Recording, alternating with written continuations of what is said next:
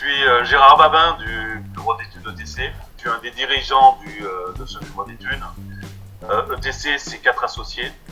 Particulièrement, moi, je m'occupe de la partie maison individuelle en neuf. ETC, ça veut dire études techniques conseil. C'est une société qui existe depuis 1997. Nous avons une quarantaine de collaborateurs. Nous agissons dans différents domaines de compétences. La partie maison individuelle. ETC travaille aussi dans le domaine du logement collectif, du tertiaire, de l'acoustique, de l'ingénierie et puis de la rénovation. Nous avons été agréablement surpris par la rapidité à laquelle nous nous sommes adaptés au télétravail particulièrement, parce que c'est ça. Ce qu'on appréhendait, c'était la partie informatique. Est-ce que nos serveurs allaient se maintenir, allaient suivre l'ensemble des collaborateurs. Je pense que c'était une période à laquelle ça a amené un peu plus de technologie, un peu plus de numérisation dans notre activité. Nous avons fait aussi le choix d'avoir Teams et d'être en contact journalier avec nos équipes. Le matin, on se disait bonjour. L'après-midi, on se souhaitait une bonne journée, une bonne soirée pour pouvoir appréhender la journée du lendemain. Et nous avons fait particulièrement attention à certaines de nos équipes, de nos collaborateurs qui étaient isolés. Être en confinement et être seul, c'est pas toujours évident. Être applicable à partir de juillet 2021. On est en pleine concertation avec différents acteurs de la filière bâtiment pour voir un peu quels seront les impacts de cette réglementation. Et on attend avec insistance les prochains arrêtés pour voir un peu quels sont les impacts de cette évolution. Les choses ont évolué entre la RT 2012 et la RE 2020 sur certains paramètres.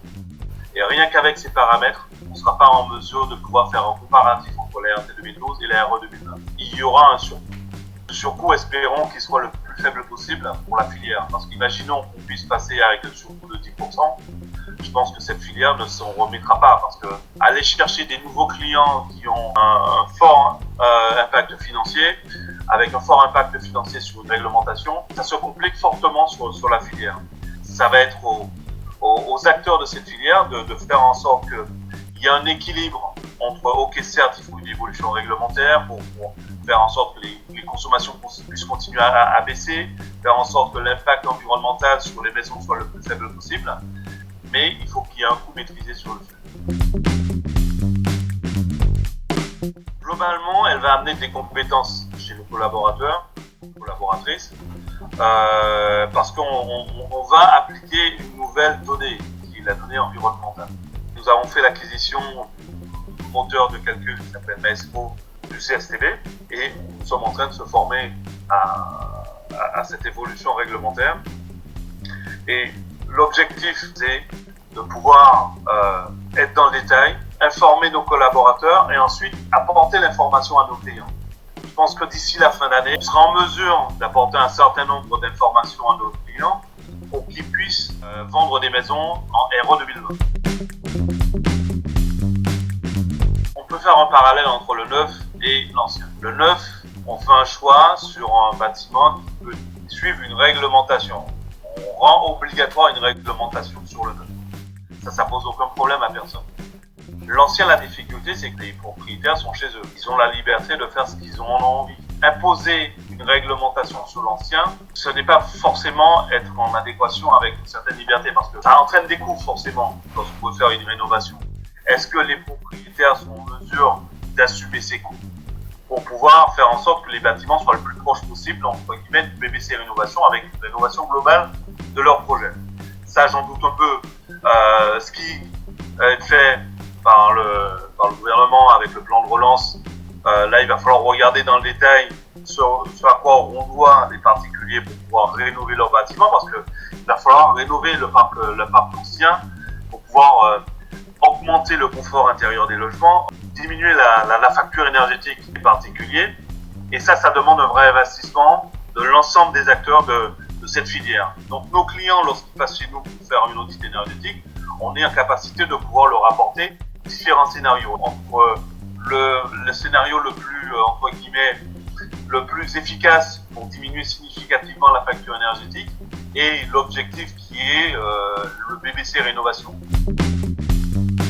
Toutes les applications qui permettent de faire avancer la rénovation au travers de prise en compte d'éléments techniques pour que les clients soient en capacité de faire de vrais choix pour leur logement, le numérique permet d'appréhender ce sujet sans être des experts. La partie numérique amène un certain nombre d'informations sur le bâtiment. Comment réduire sa facture énergétique, comment réduire sa facture d'eau, comment faire en sorte que sa consommation liée à l'éclairage diminue. Et nous avons fait le choix de travailler particulièrement avec Construit Logement parce que on a vu dans cet outil une façon d'aller au bout de la démarche auprès de nos clients.